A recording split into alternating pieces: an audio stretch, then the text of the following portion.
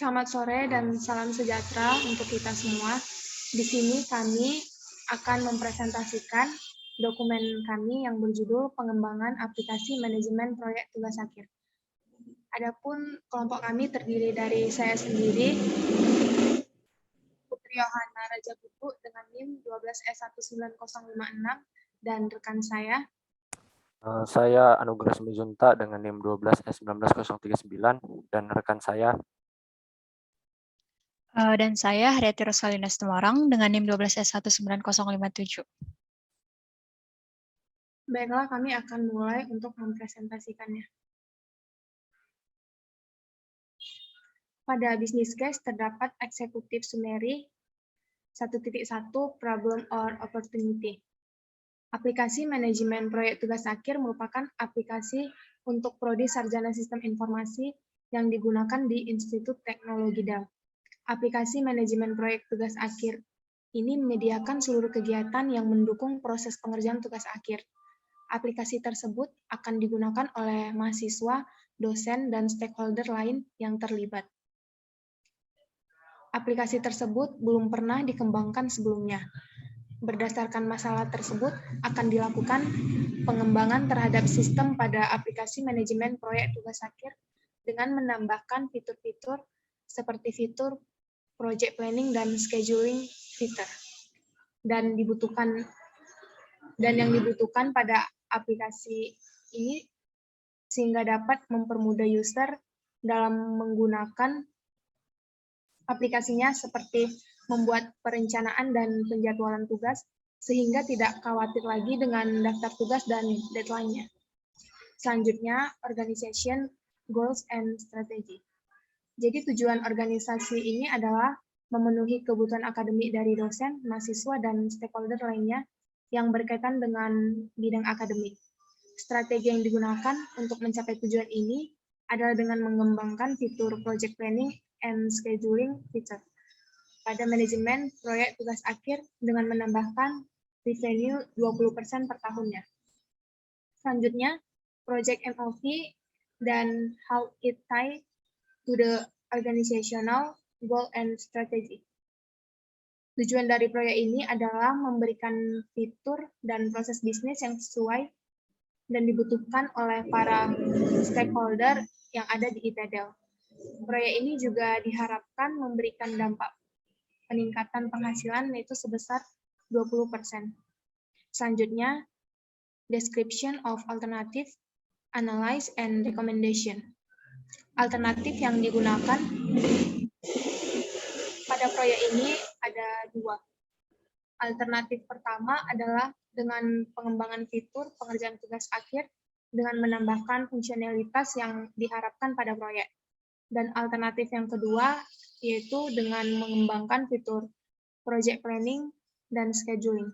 Berdasarkan analisis yang sudah dilakukan terhadap alternatif tersebut, jadi kami menyarankan alternatif yang kedua. Yang selanjutnya, introduction 2.1 background. Aplikasi manajemen proyek tugas akhir merupakan aplikasi yang digunakan di ITDL yang bertujuan untuk membantu mahasiswa tingkat akhir dalam proses pengerjaan TA seperti yang sudah saya jelaskan di awal tadi.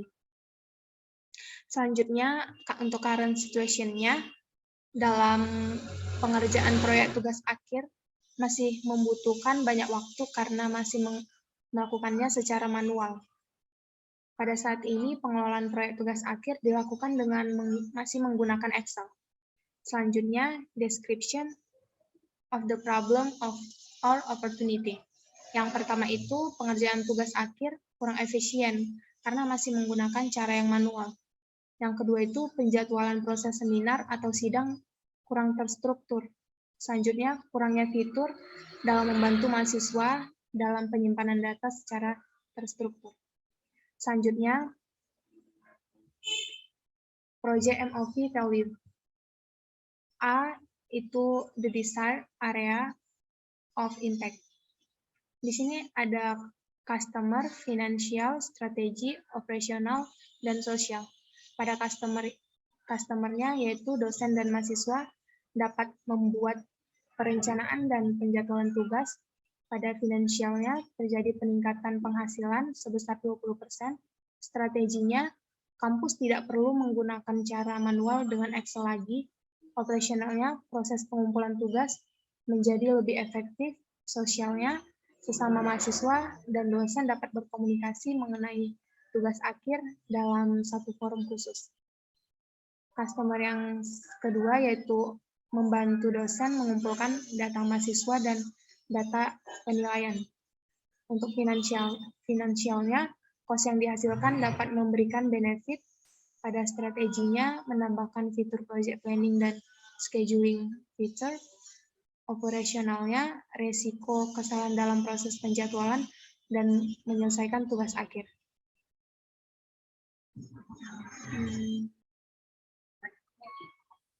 Selanjutnya, pada desired value of the IT project, ada beberapa nilai yang diharapkan bisa didapatkan setelah pengimplementasian proyek.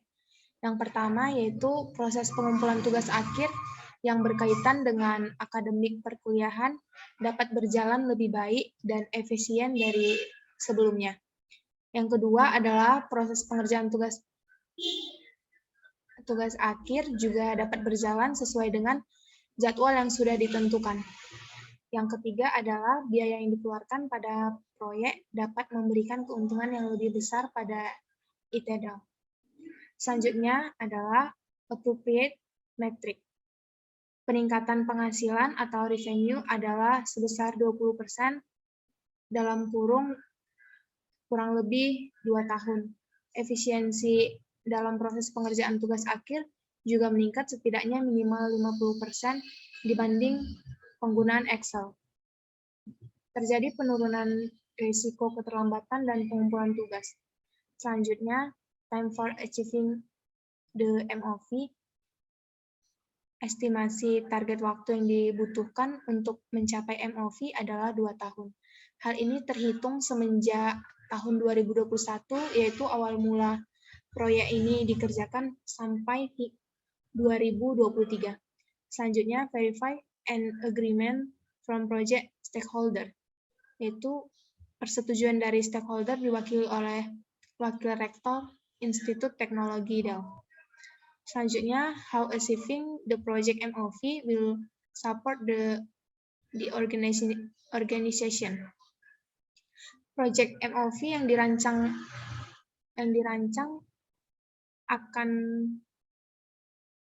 akan mendukung pada perancangan awal untuk planning and scheduling yang baru.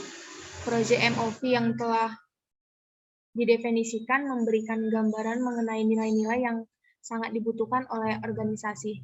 Dengan tercapainya MOV dari proyek, maka proses pengerjaan manajemen proyek tugas akhir pada Institut Teknologi Dell akan lebih efisien dan terintegrasi dengan jelas.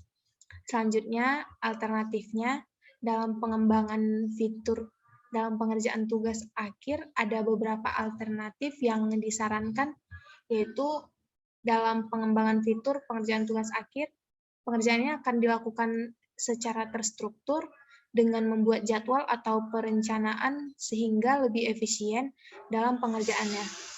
Pada alternatif ini akan dikerjakan oleh 5 orang programmer dari unit SDI ITDAL, 3 orang analis, 2 orang tester untuk meningkatkan fungsionalitasnya.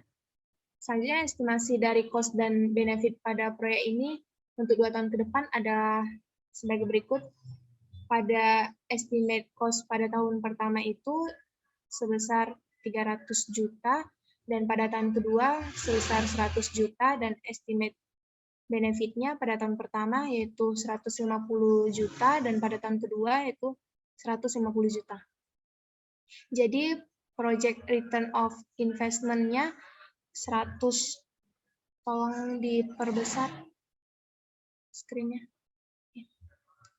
Itu 150 juta ditambah 150 juta dikurang dengan 300 juta ditambah 100 juta dibagi dengan 300 juta ditambah 100 juta dikali 15%. Jadi hasilnya itu minus minus 3,75%. Selanjutnya, dalam pengembangan fitur project planning dan scheduling feature. Menempatkan fitur planning dan scheduling di aplikasi manajemen proyek tugas akhir. Dengan menambahkan fitur ini dapat membantu user dalam mengetahui daftar tugas dan deadline yang dapat menghindari proyek delay yang menyebabkan cost overrun. Alternatif ini membutuhkan 5 orang programmer dari unit SDI Tedel, 3 orang analis, 2 orang tester untuk meningkatkan fungsionalitasnya, dan estimasi dari cost dan benefit pada proyek ini untuk 2 tahun ke depan, yaitu estimate cost pada tahun pertama yaitu sebesar 120 juta, pada tahun kedua yaitu sebesar 50 juta, dan estimate benefit pada tahun pertama 150 juta dan tahun kedua juga 150 juta. Jadi project return of investment-nya 150 juta ditambah 150 juta dikurang dengan 150 juta ditambah 50 juta dibagi 120 juta ditambah 50 juta dikalikan dengan 15%. Sehingga hasilnya 11,4%. Selanjutnya, analysis of alternatives. Yang pertama, metodologi of how alternative will be analyzed. Dalam penerapan pengembangan fitur pengerjaan tugas akhir dan planning and scheduling, terdapat metode pengumpulan data yang akan dilakukan, yaitu data-data yang digunakan untuk menganalisis alternatif ini adalah menggunakan data-data estimasi cost dan benefit yang kira-kira akan diperoleh dalam 2 tahun. Metrik yang digunakan adalah metrik persentase karena data keuangan yang diestimasi dan dianalisis nantinya. Pendekatan yang digunakan adalah Project Return on Investment atau Project ROI karena seluruh data biaya cost maupun benefit masih dalam bentuk estimasi. Selanjutnya, Presentation of Result that compares each alternative. Yang pertama itu feasibility-nya, yaitu pengembangan fitur pengerjaan tugas akhir. Jadi dana yang dihabiskan adalah sekitar 400 juta rupiah untuk alternatif ini. Alternatif ini membutuhkan 5 orang programmer dari unit SDI Tedel, 3 orang analis, dan 2 orang tester. Selanjutnya, pengembangan fitur project planning dan scheduling. Dana yang dihabiskan adalah sekitar 170 juta rupiah untuk alternatif ini. Alternatif ini sama dengan sebelumnya juga membutuhkan 5 orang programmer, 3 orang analis, dan 2 orang tester. Selanjutnya, pada risk atau resiko, yang pertama itu pengembangan fitur pengerjaan tugas akhir. Resiko pada alternatif ini adalah penggunaan waktu lebih untuk para programmer dalam menganalisis sistem yang ada guna melihat posisi yang tepat implementasi fungsionalitas baru. Resiko lainnya adalah ketika programmer dan sistem analisnya kurang baik, maka performance dari website juga kurang baik.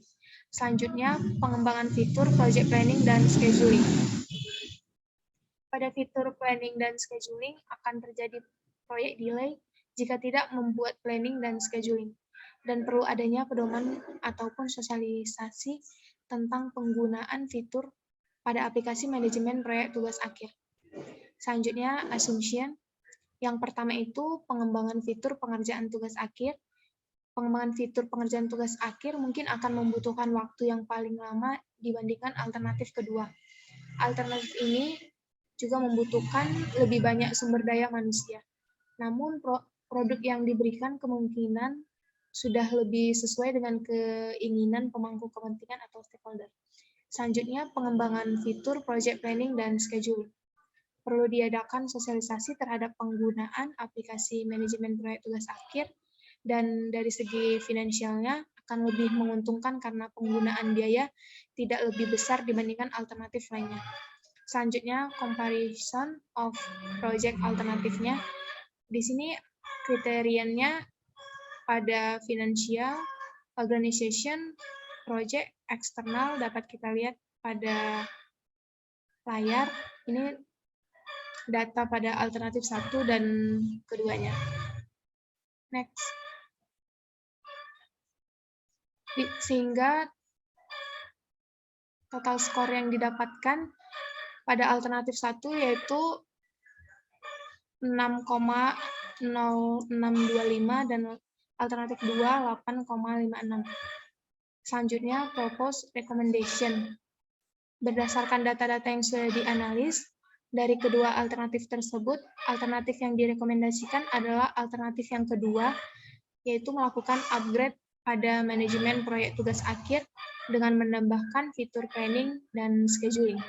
Fitur planning dan scheduling ini layak digunakan karena alternatif ini akan membantu user dalam mengetahui daftar tugas dan deadline yang dapat menghindari proyek delay dan juga dapat membantu user dalam melaksanakan planning dan scheduling yang telah dibuat sebelumnya. Selanjutnya, project charter. Project name-nya yaitu pengembangan proyek tugas akhir dengan project manajernya Anugrah Simanjuntak, nomor telepon dan emailnya seperti yang tertera pada layar. Selanjutnya, project stakeholder-nya ada Haryati Situmorang sebagai project owner, Putri Raja Guguk sebagai programmer, Samuel Sitorus sebagai analis, dan Gilbert sebagai tester. Project description-nya yang pertama itu mengembangkan aplikasi manajemen proyek tugas akhir, selanjutnya menambahkan fitur project planning and scheduling feature. MOV-nya, aplikasi tersebut akan digunakan oleh mahasiswa, dosen, dan stakeholder lain yang terlibat. Aplikasi tersebut belum pernah dikembangkan sebelumnya. Berdasarkan masalah tersebut, akan dilakukan pengembangan terhadap sistem pada aplikasi manajemen proyek tugas akhir. Dengan menambahkan fitur-fitur seperti fitur project planning dan scheduling feature yang dibutuhkan pada aplikasi sehingga dapat mempermudah user dalam menggunakan aplikasinya, seperti membuat perencanaan dan penjadwalan tugas sehingga tidak khawatir lagi dengan daftar tugas dan deadline-nya.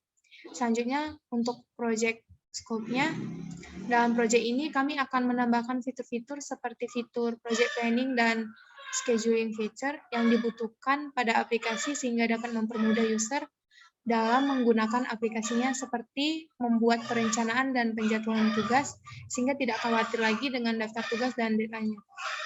Untuk project schedule summary-nya itu dimulai pada 30 Agustus 2021 dan akan berakhir pada 12 Januari 2022.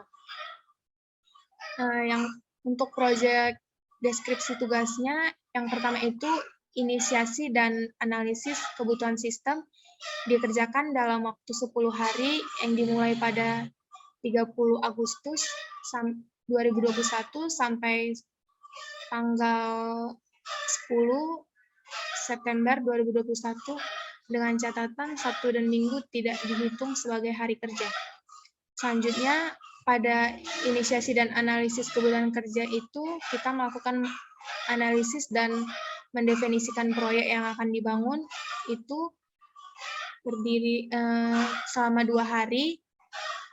Selanjutnya, menentukan tujuan dari proyek yang akan dibangun selama 1 hari, membuat DFD-nya selama 2 hari, mendefinisikan proses secara spesifik selama 1 hari, membuat IRD-nya selama 2 hari, menyimpulkan dalam dokumentasi dan desain sistem itu selama 2 hari. Selanjutnya itu, plan project itu dilakukan selama 15 hari yang dimulai pada 13 September 2021 sampai dengan 1 Oktober 2021. Pada plan project kita menentukan business value pada organisasi yang dilakukan selama 3 hari, menentukan jadwalnya selama 3 hari, menentukan PIC pekerjaan selama 3 hari, menafsirkan biayanya selama 3 hari. Selanjutnya, tahap eksekusi dilakukan selama 60 hari yang dimulai pada tanggal 4 Oktober 2021 sampai dengan 24 Desember 2021. Pada tahap eksekusi, kita melakukan pemrograman dilakukan selama 48 hari, selanjutnya controlling selama 10 hari, dan testing selama 2 hari. Untuk mendokumentasikan progres ini dilakukan pada setiap tahap eksekusi. Selanjutnya, tahap terakhir yaitu close dan evaluate.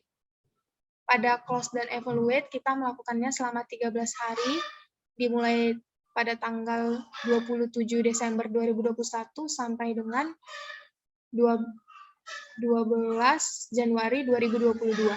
Pada close dan evaluate ini, kita melakukan finalisasi dan presentasi selama 7 hari, postmortem review selama 3 hari, dan membuat laporan akhir selama 3 hari. Jadi total project budget untuk pengembangan proyek manajemen tingkat akhir ini diperlukan biaya Rp12.300.000.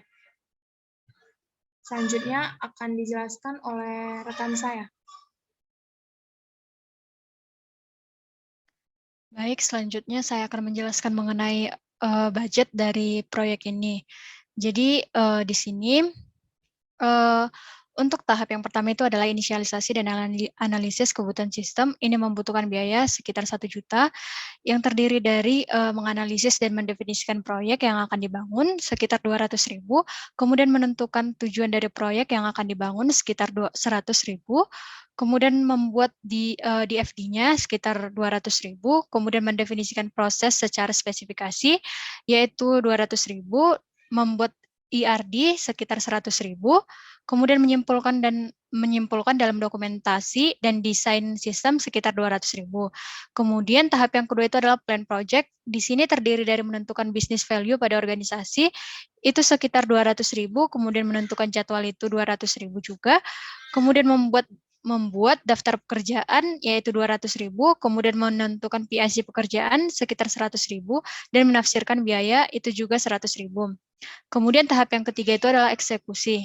Di sini biaya yang dibutuhkan itu sekitar 10 juta dengan pemrograman yaitu 5 juta, kemudian controlling itu adalah 2.500.000 dan kemudian testing 1.500.000, kemudian mendokumentasikan progres itu sekitar 1 juta. Dan tahap yang terakhir itu adalah close dan evaluate. Ini membutuhkan biaya sekitar 500.000.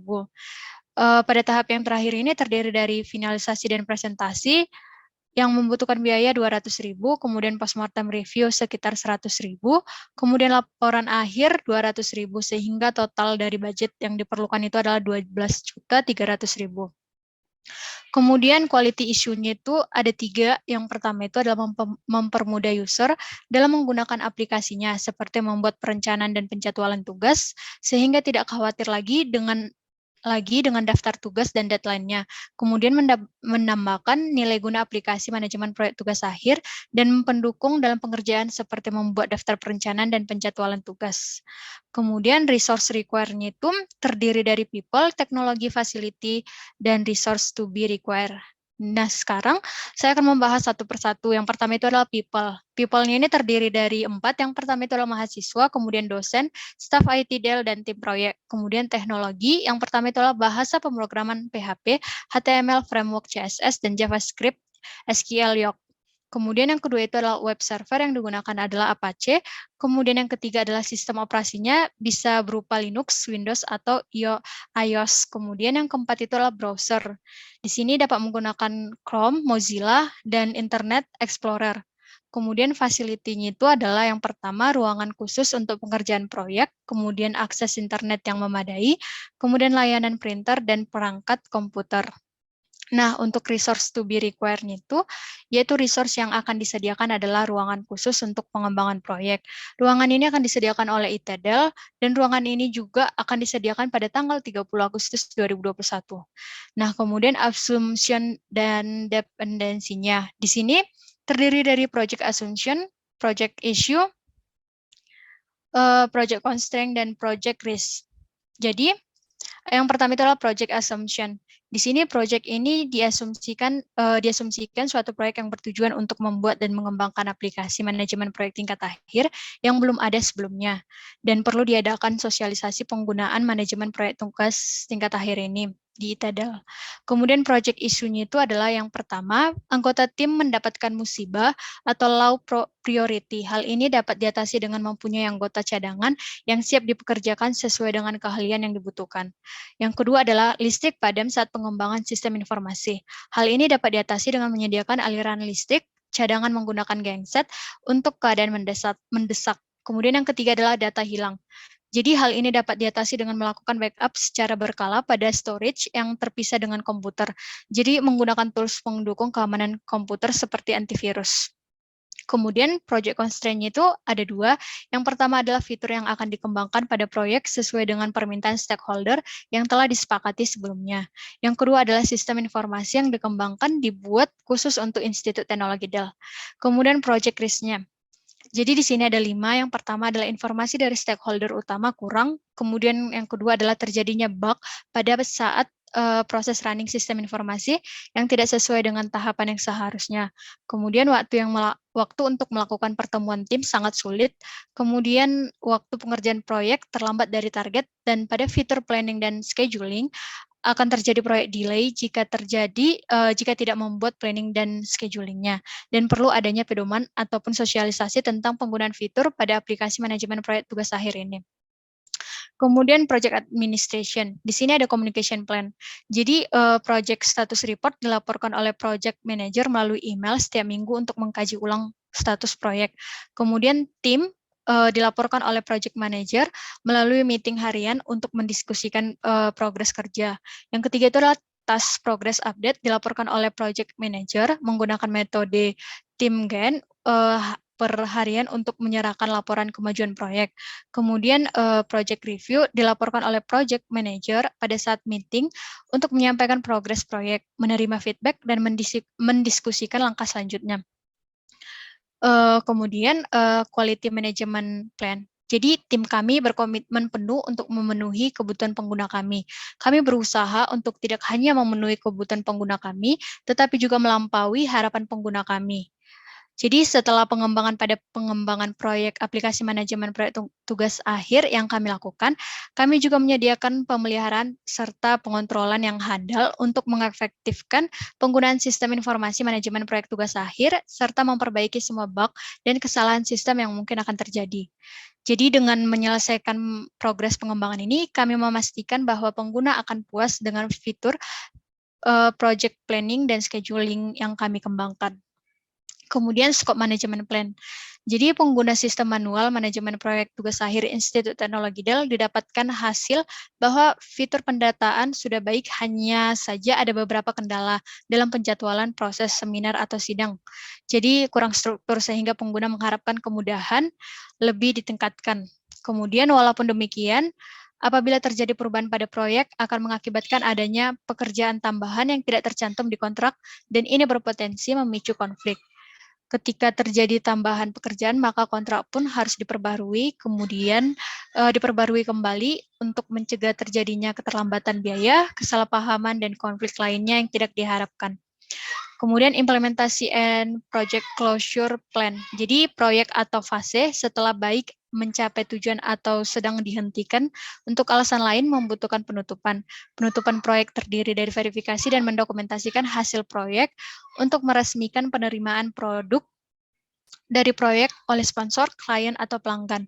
Ini mencakup pengumpulan catatan proyek, memastikan bahwa mereka mencerminkan spesifikasi akhir, analisis keberhasilan proyek dan efektivitas, dan pengarsipan informasi tersebut untuk penggunaan masa depan. Kemudian change management plan. Jadi pada tahap ini terlihat bahwa awal proyek pengembangan manajemen tugas akhir memiliki fitur project planning dan scheduling yang sedikit menyulitkan, yaitu pengguna tidak dapat membuat perencanaan dan penjadwalan tugas sehingga khawatir dengan daftar tugas dan deadline-nya, sehingga melalui requirement serta observasi yang telah dilakukan, maka akan dilakukan perubahan. Pengkajian ulang fitur project planning dan scheduling merupakan hal utama yang akan dilakukan terlebih dahulu, sehingga proses perubahan yang hendak dilakukan oleh tim proyek akan berjalan dengan lancar.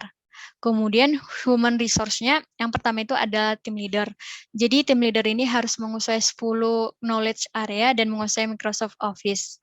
Yang kedua itu adalah analis. Jadi analis ini harus mampu berkomunikasi dengan stakeholder yang akan bekerja pada proyek ini, kemudian mampu merangkum dan mengklasifikasikan kebutuhan user.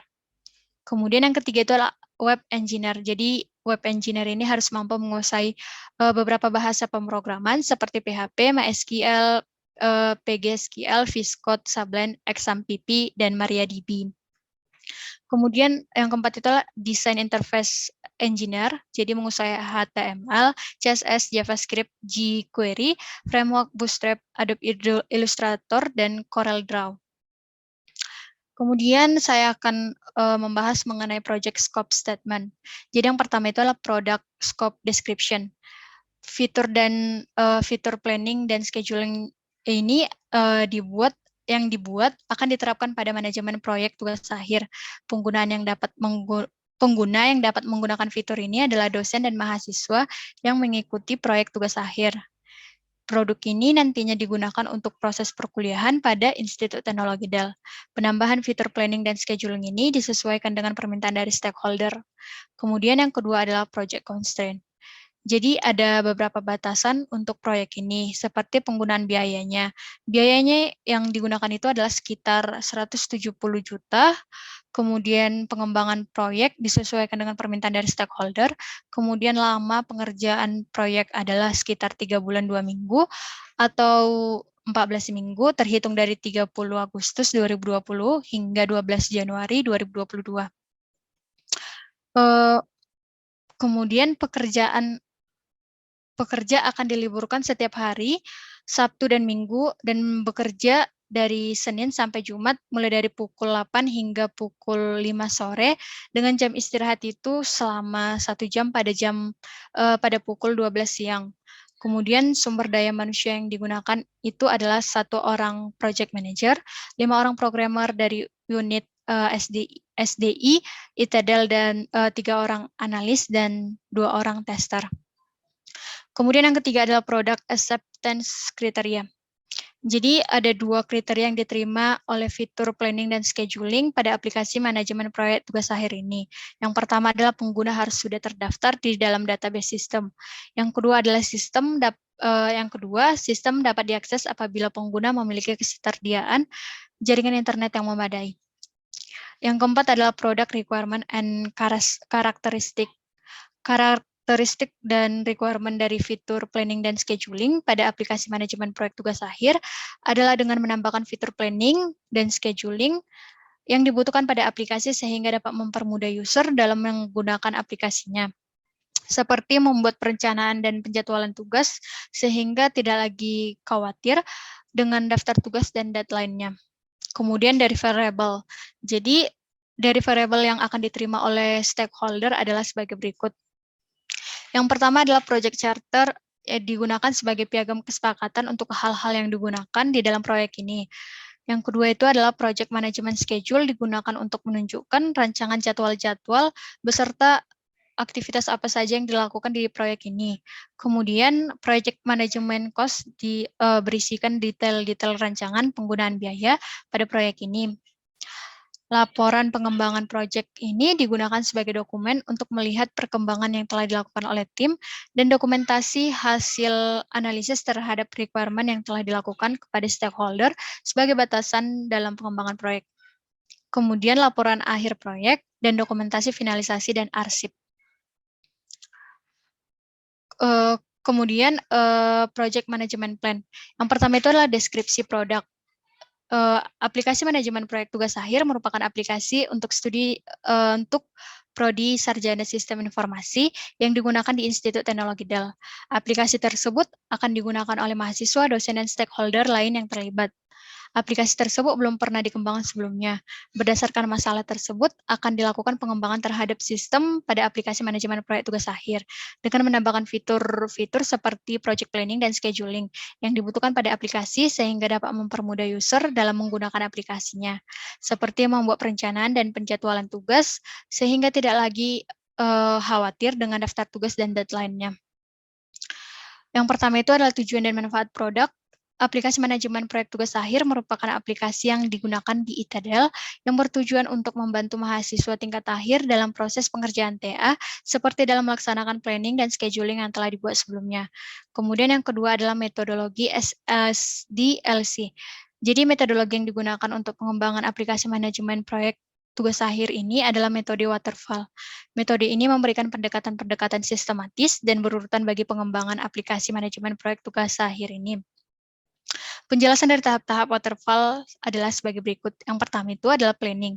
Jadi sistem pemodelan ini diawali dengan mencari kebutuhan dari keseluruhan sistem yang akan diaplikasikan ke dalam bentuk sistem informasi. Kemudian yang kedua adalah analisis. Pada tahap ini, tim pengembang mengamati setiap masalah yang dialami oleh mahasiswa tingkat akhir. Kemudian mendefinisikan masalah tersebut. Selanjutnya pengembang mendeskripsikan sistem yang akan dikembangkan pada manajemen proyek tugas akhir dan kemudian memberikan rekomendasi perbaikan sehingga sistem informasi yang diterapkan bisa berjalan dengan efektif dan efisien. Kemudian yang ketiga adalah desain. Desain dan pembuatan sistem informasi berkonsentrasi pada bagaimana sistem akan dibangun untuk memenuhi kebutuhan pada fase analisis. Kemudian code generation mendeskripsikan perancangan sistem yang pengembang usulkan pada permasalahan yang ada dengan menjabarkan semua perintah-perintah coding yang digunakan untuk pengolahan data. Kemudian testing pada pengujian sistem informasi yang sudah dibuat merupakan suatu proses pengubahan dari hasil perancangan sistem yang berbasis web PHP. Dalam hal ini pengembang menggunakan A atau B testing untuk melihat respon dari user. Kemudian maintenance. Dalam pemeliharaan sistem informasi ini akan dilakukan secara berkala. Apabila ada perubahan, maka akan dilakukan evaluasi serta penanganan yang tepat. Nah, untuk tahapan SDLC-nya akan dijelaskan oleh rekan saya.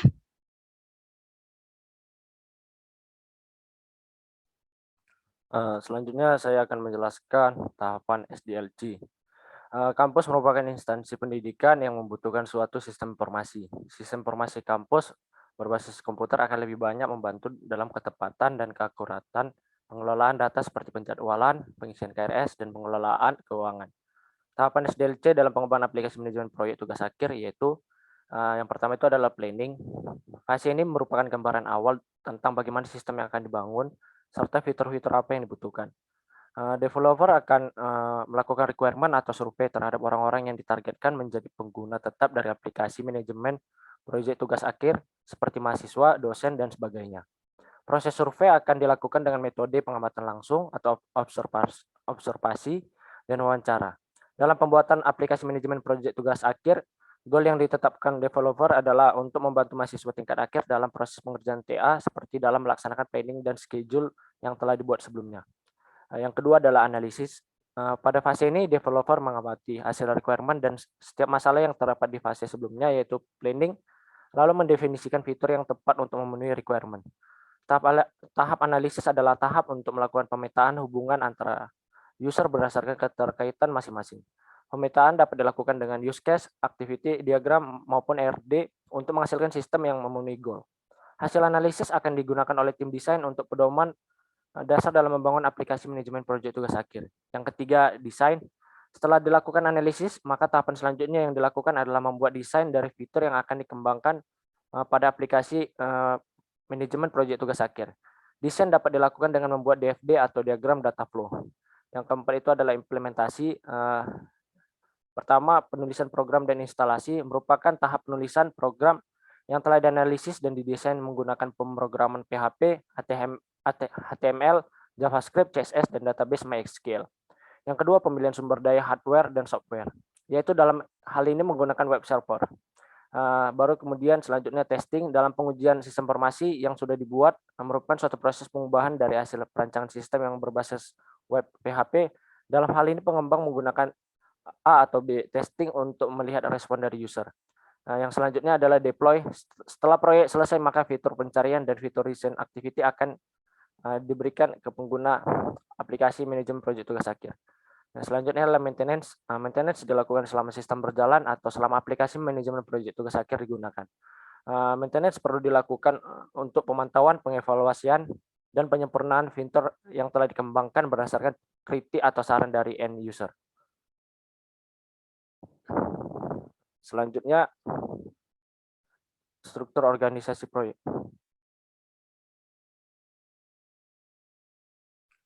Selanjutnya saya akan menjelaskan struktur organisasi proyek. Gambarnya bisa dilihat pada layar berikut ini.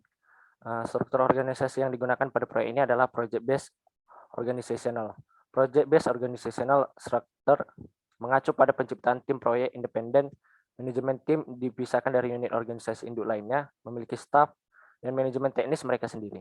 Perusahaan memberikan sumber daya tertentu kepada tim proyek dan memberikan manajer proyek penerapan gratis terbesar dari proyek.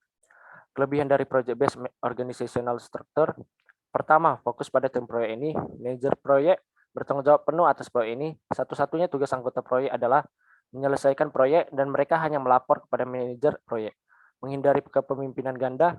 Kedua, keputusan tim proyek dikembangkan dalam proyek. Waktu reaksi singkat.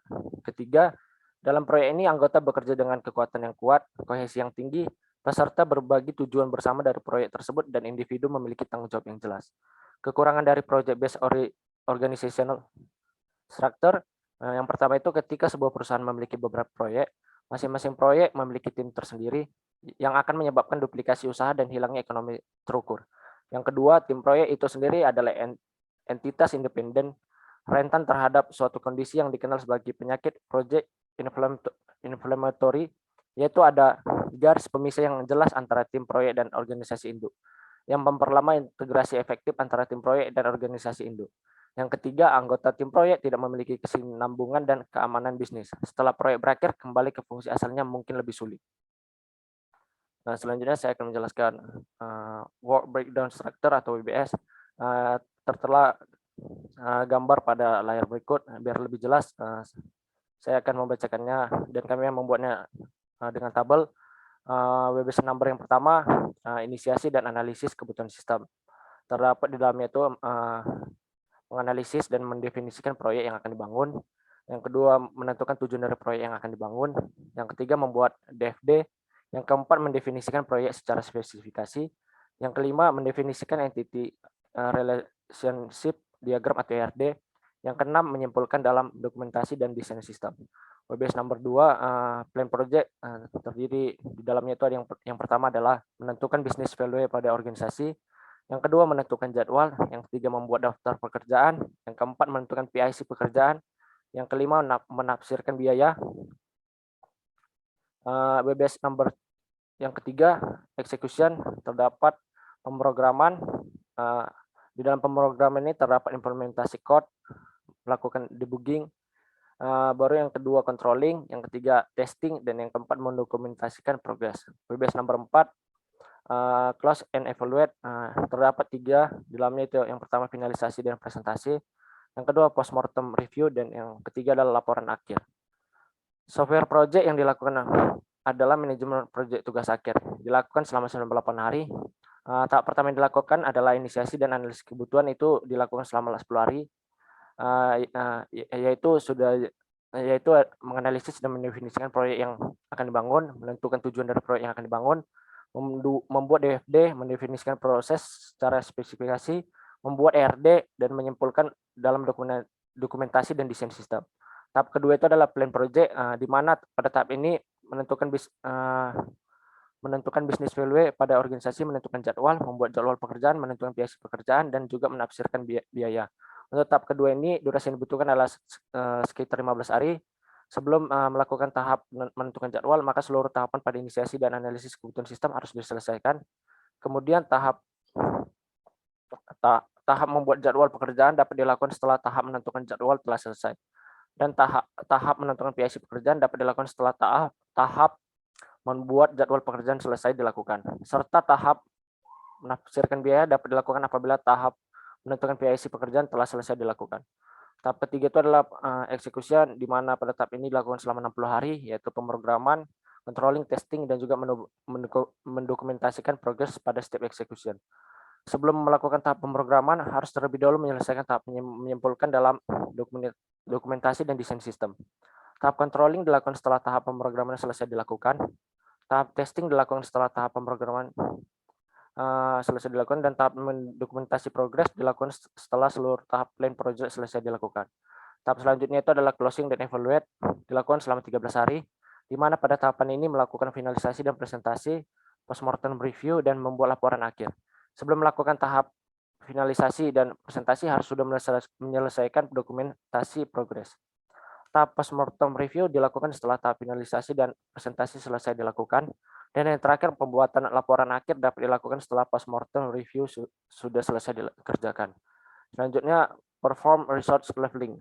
Dalam pelaksanaan proyek, seluruh pekerja melakukan tugas pada jam kerja dari jam 8 sampai jam 17 dengan jumlah istirahat 1 jam sehingga total jam kerja per hari adalah 8 jam per hari. Pekerja juga melaksanakan tugas pada hari Senin sampai Jumat. Pekerja diliburkan pada hari Sabtu dan Minggu. Berikut adalah Zoom Outdoor Network. Untuk proyek ini, kotak berwarna merah adalah critical path dan yang ditemukan dengan menggunakan aplikasi Project Libre. Gambarnya dapat dilihat pada layar sebagai berikut. Kemudian pembuatan time and cost management. Time management Gantt chart dapat dilihat sebagai berikut. Gambarnya dapat kita lihat sebagai berikut pada layar ini. Cara yang diperlihatkan berikut adalah chart dari tanggal mulainya 30 Agustus 2021 sampai berakhirnya dengan 12 Januari 2022. Kemudian ini adalah gambar dari Zoom Out Network proyek. Kotak berwarna merah adalah critical path yang ditemukan dengan menggunakan aplikasi Project Libre. Kemudian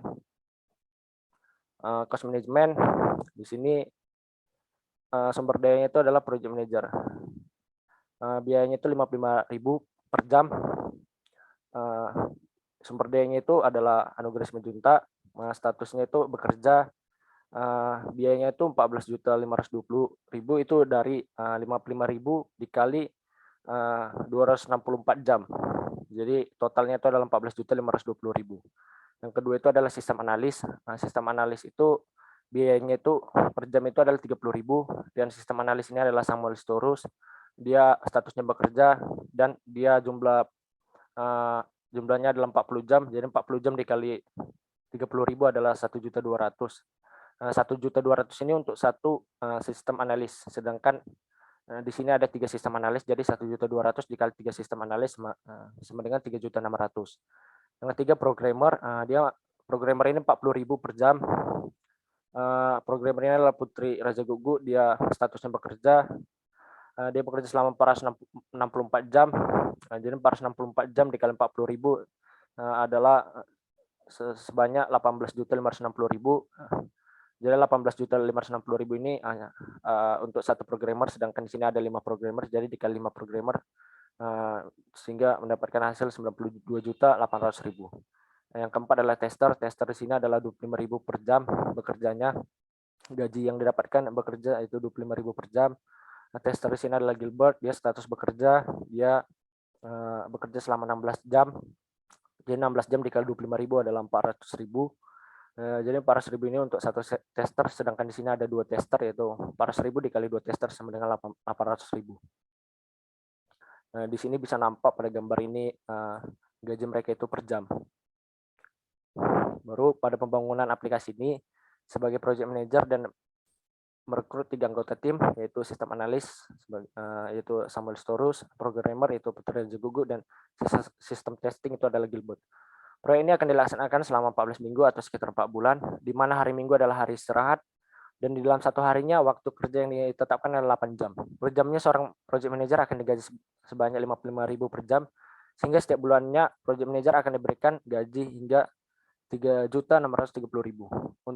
Untuk sistem analis akan digaji per jamnya sebanyak 30.000 per jam, sehingga akan diberikan gaji hingga 3.600.000 untuk 3 sistem analis pada bulan pertama.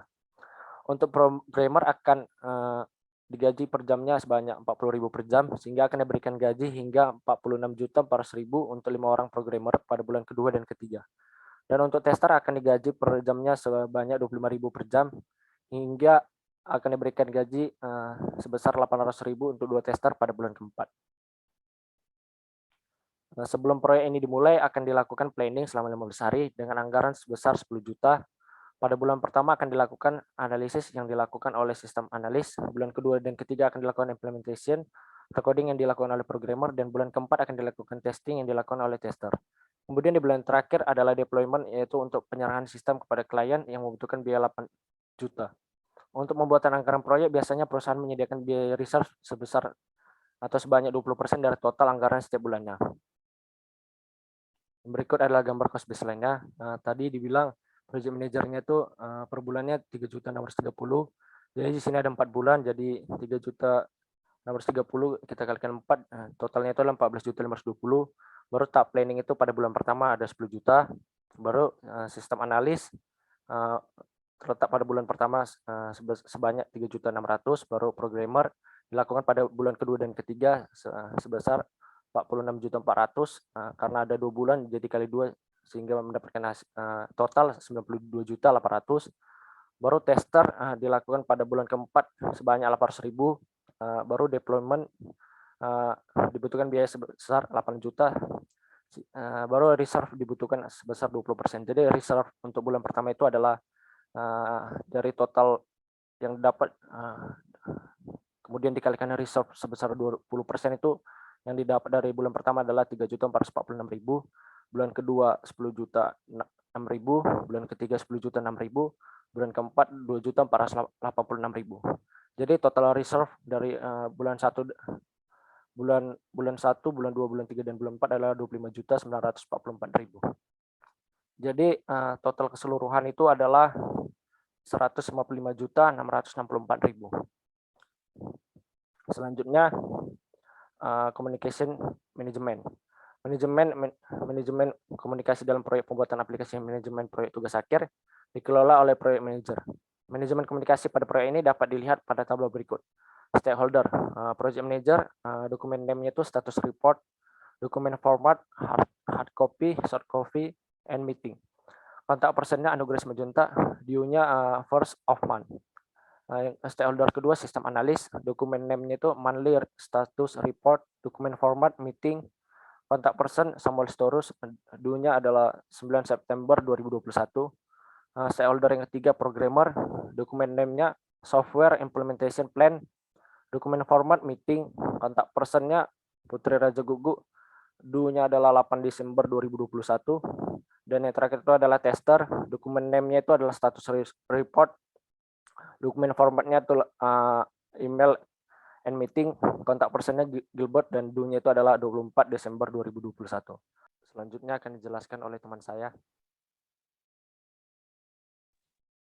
Baik, saya akan melanjutkan mengenai risk management plan. Jadi yang pertama itu adalah identify dan analyze risk. Jadi berikut ini adalah analisis, prediksi, resiko-resiko yang kemungkinan akan terjadi pada proyek nantinya. Nah, resiko-resiko ini dirangkum dengan melihat proses-proses yang terjadi pada manajemen proyek beserta dengan proses SDLC-nya. Jadi kita lihat di sini ada tabel. Nah, yang pertama itu risknya itu adalah terjadi penggunaan biaya yang tidak sesuai perkiraan atau estimasi. Nah, di sini ada skala dari 0 sampai 10 mengenai probability dan impact-nya. Di sini untuk risk yang pertama itu probability-nya itu ada 3 dengan impact-nya itu 7. Nah, kita kalikan probability dan impact-nya, jadi skornya itu ada 21. Nah, risk strateginya itu adalah acceptance, dengan risk solution-nya itu adalah estimasi, dilakukan dengan melakukan pertimbangan dan riset lebih lanjut dari penggunaan biaya-biaya dari resource yang digunakan. Yang kedua itu adalah waktu pengerjaan tidak sesuai dengan yang diperkiraan. Nah, probability-nya itu ada 2, dengan impact-nya itu 5, dan skornya itu 10, dengan risk strateginya itu adalah acceptance. Nah, resolution-nya itu adalah estimasi dilakukan dengan melakukan pertimbangan dan riset lebih lanjut dari pelaksanaan pekerjaan atau tugas ke bagian paling kecil. Yang ketiga adalah penyelewengan informasi internal untuk proyek. Probability-nya itu 3 dan impact-nya itu 8 sehingga kita dapat skor 24. Nah, di sini risk strateginya itu adalah avoidance. Nah, untuk solusinya itu adalah untuk mengatasi resiko ini, pekerja yang direkrut adalah orang-orang yang terpercaya dan data disimpan dengan keamanan yang tinggi dan tetap dalam keadaan stabil. Yang keempat adalah pekerja ingin membatalkan kontrak saat proyek masih berlangsung. Probability-nya itu ada 3 dan impact-nya itu 6, sehingga skornya itu menjadi 18. Nah, risk strateginya itu adalah avoidance untuk solusi. yaitu untuk mengatasi resiko ini, pekerja diberi sanksi atau denda jika melakukan pengunduran diri atau pembatalan kontrak. Risk yang kelima itu adalah muncul konflik antar pekerja. Probability-nya itu 3 dengan impact 4 sehingga mendapat skor 12. Nah, untuk strateginya itu adalah sharing dan solusinya itu adalah untuk mengatasi munculnya resiko ini dilakukan sosialisasi antar pekerja. Kemudian yang keenam itu adalah munculnya kebutuhan sumber daya selain yang diestimasikan.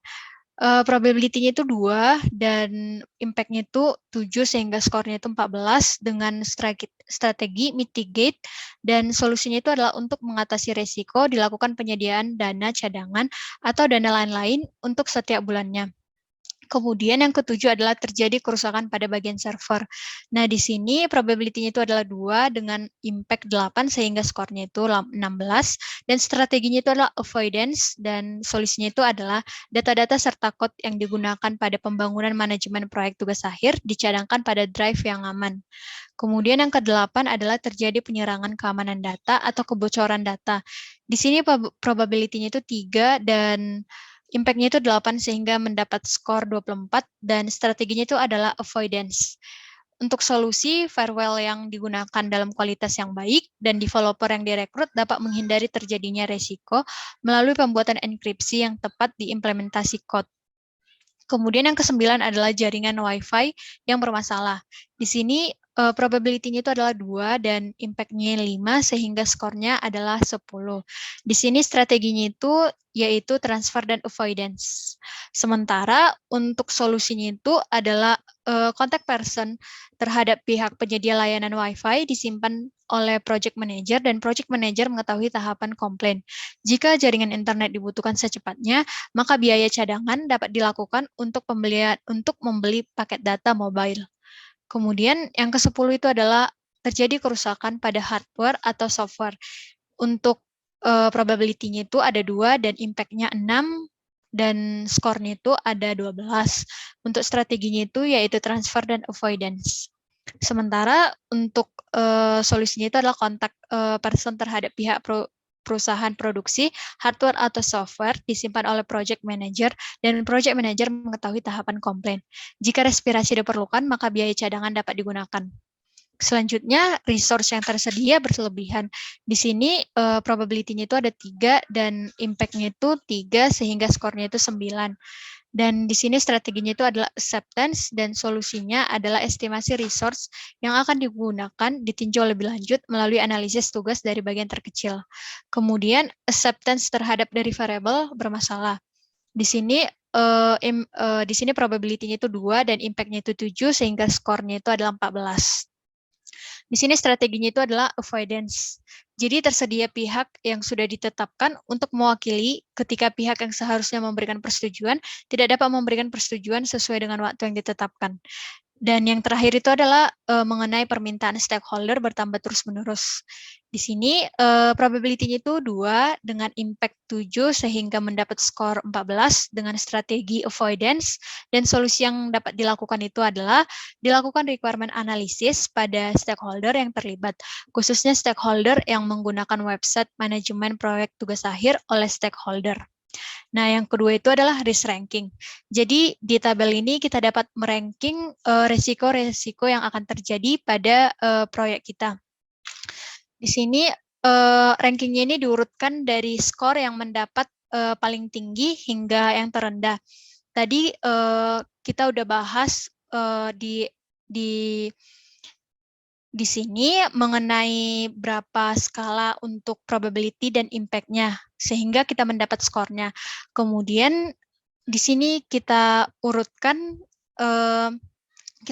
skornya dari yang terendah, dari yang tertinggi hingga yang terendah, sehingga untuk ranking yang pertama itu risk-nya itu adalah penyelewengan informasi internal untuk proyek, kemudian dilanjut dengan ranking yang kedua adalah terjadi penyerangan keamanan data. Yang ketiga adalah terjadi penggunaan biaya yang tidak sesuai dengan perkiraan ataupun estimasi. Yang keempat adalah pekerja ingin membatalkan kontrak saat proyek masih berlangsung. Kemudian yang kelima adalah terjadi kerusakan pada bagian server. Keenam adalah acceptance terhadap dari variabel bermasalah, kemudian munculnya kebutuhan sumber daya selain yang diestimasikan. Kemudian permintaan stakeholder belum terpenuhi, selanjutnya muncul konflik antar pekerja. Kemudian yang ke-10 adalah terjadi kerusakan pada hardware ataupun software.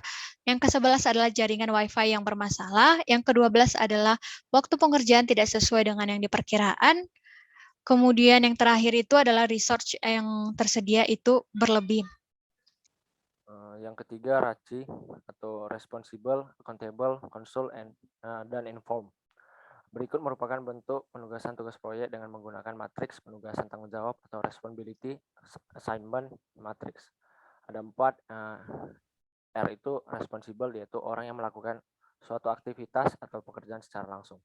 Yang kedua, A, accountable atau orang yang bertanggung jawab pada suatu tugas atau pekerjaan dan memiliki wewenang untuk memutuskan suatu permasalahan atau perkara.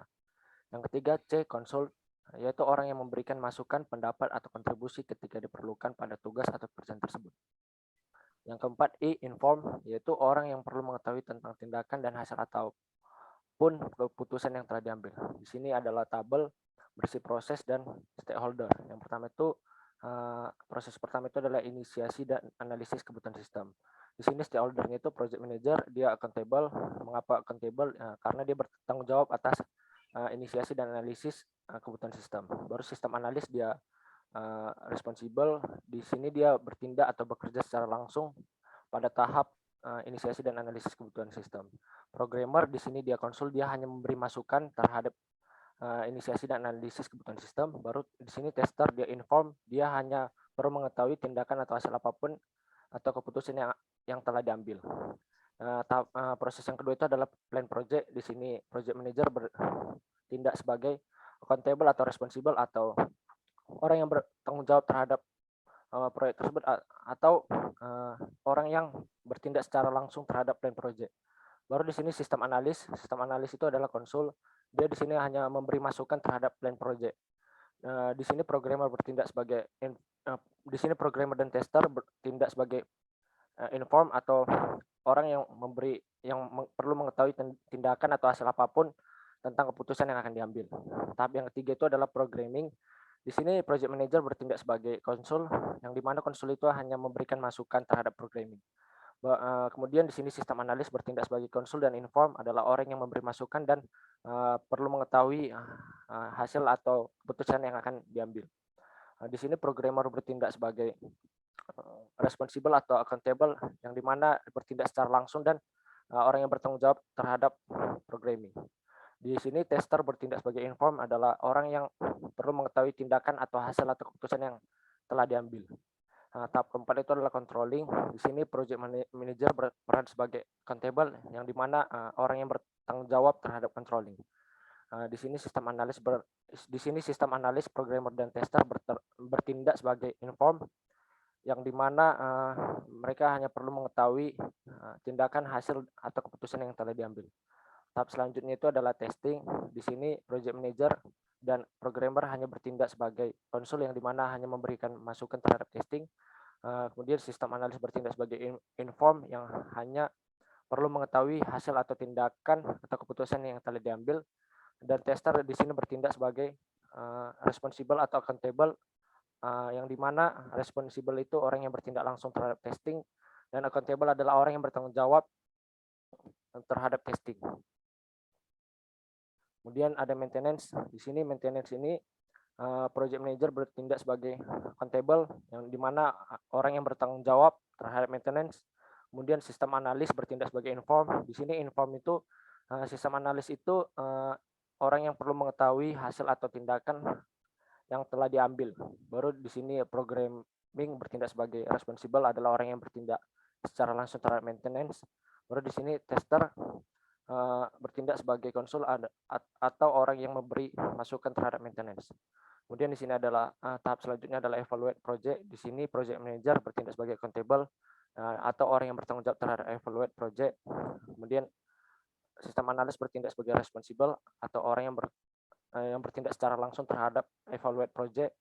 Baru programming dan tester bertindak sebagai inform atau orang yang hanya perlu mengetahui hasil atau keputusan yang telah diambil.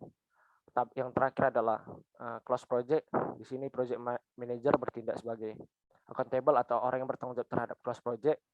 Kemudian sistem analis bertindak sebagai konsul yang dimana dia hanya memberi masukan terhadap close project, dan programming dan tester bertindak sebagai inform yang dimana mereka hanya perlu mengetahui hasil atau tindakan yang telah diambil. Demikianlah hasil presentasi dari kelompok kami. Jika ada kesalahan atau tutur kata, mohon dimaafkan. Sekian dan terima kasih.